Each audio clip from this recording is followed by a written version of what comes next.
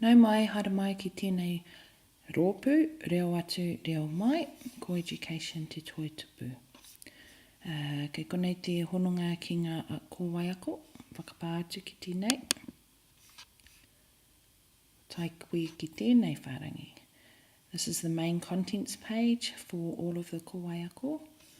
You'll see here that some are available to the public, so if this link is shared, they'll be able to access these three Kōwae Ako, te reo kori, ngā ahurei o te wā, te wiki o te reo Māori.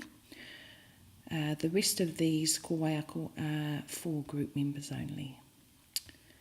Haere whakararo, and you'll see all of the links to the Kōnae Ako. Just keep scrolling down.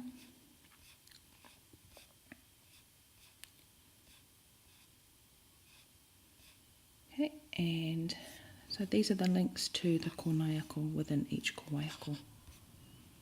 Kia ora.